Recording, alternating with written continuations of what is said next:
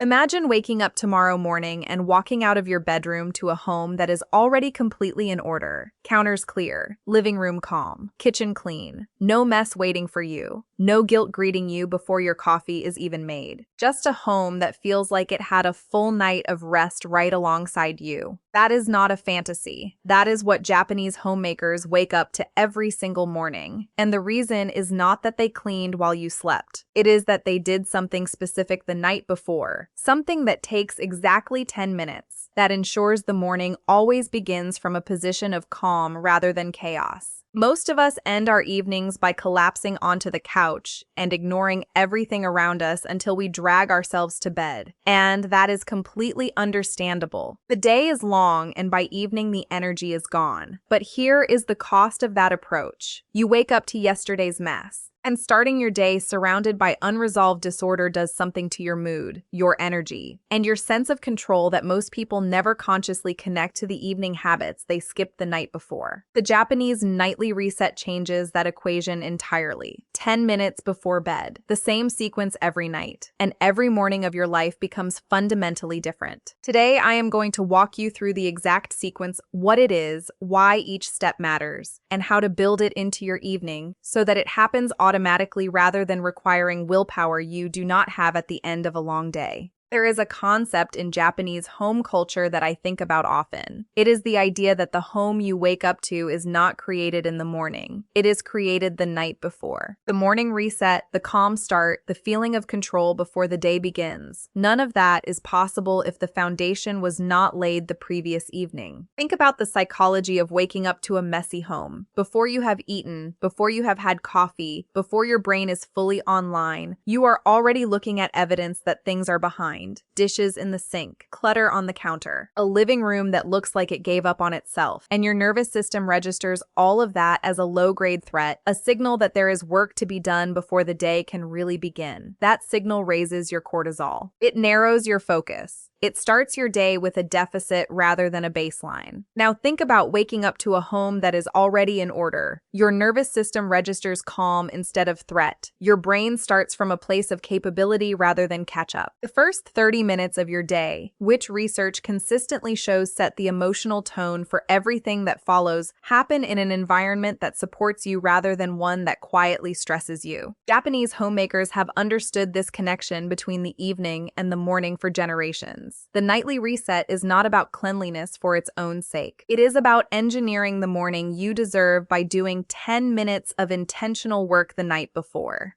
The Japanese nightly reset has 5 steps. Each one targets a specific area of the home. None of them takes more than 2 minutes individually. Together they take 10 minutes. And together they create the morning that changes everything. Step 1. The living area sweep. 2 minutes. Starting in the living room or main common area of your home, everything that has drifted out of its place during the day gets returned to where it lives. Cushions go back to their positions. Throw blankets get folded and placed. Cups, glasses, snack bowls go to the kitchen. Remote controls return to their designated spot. Books, magazines, kids' items, anything that accumulated on surfaces throughout the day gets returned or removed. This is not a deep clean of the living area. It is a return to baseline.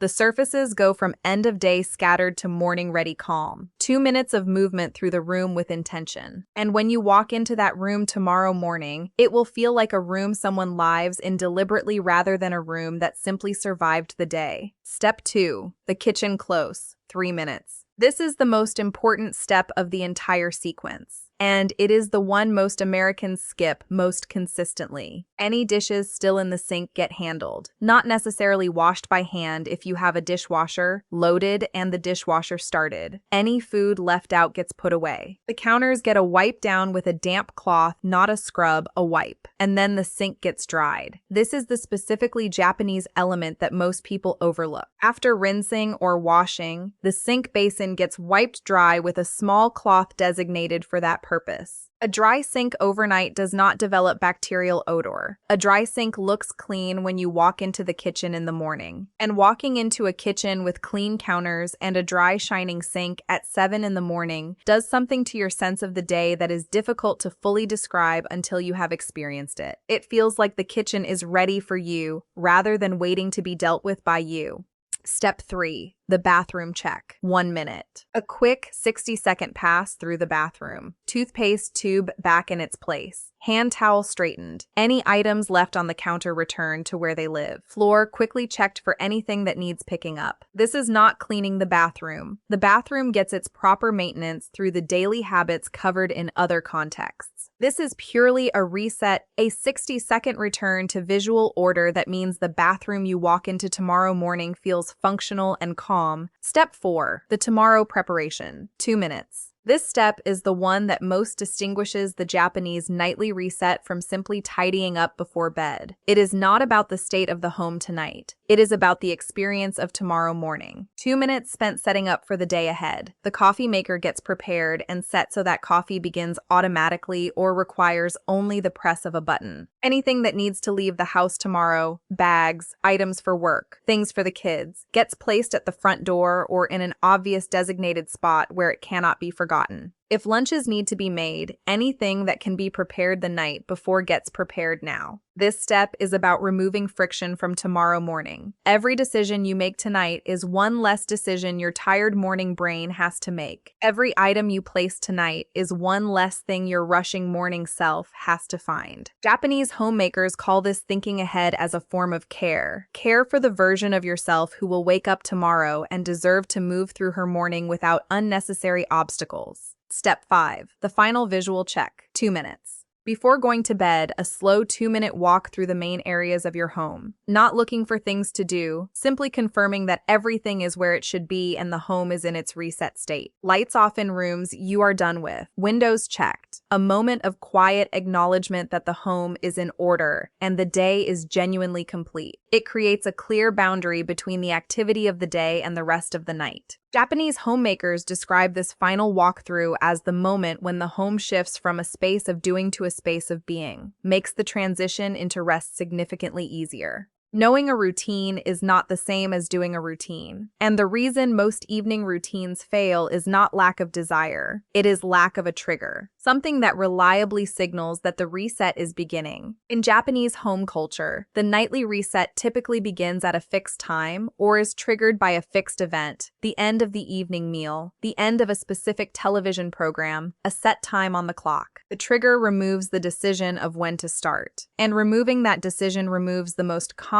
point of failure, which is the negotiation with yourself about whether tonight is the night you skip it. Choose your trigger this week. It could be a time, 9:30 every night, the reset begins. It could be an event, the moment the television goes off, the reset begins. It could be a habit stack. Immediately after brushing your teeth for the first time in the evening, the reset begins. Whatever you choose, make it specific, make it consistent, and attach the reset to it every single night for 2 weeks. After 2 weeks, the trigger will have become automatic. The reset will follow the trigger the way night follows day. And the 10 minutes will stop feeling like effort and start feeling like simply what you do at the end of each day, as natural and unquestioned as locking the front door before you go to sleep. I want to be honest about what this routine actually changes, because it is more than just a tidier home. When you wake up consistently to a home that is already in order, your relationship with your home changes. The low-grade background anxiety that comes from living with accumulated disorder begins to disappear. The guilt you feel when you look at things that need doing before your day has even started, gone. The sense of being perpetually behind in your own home,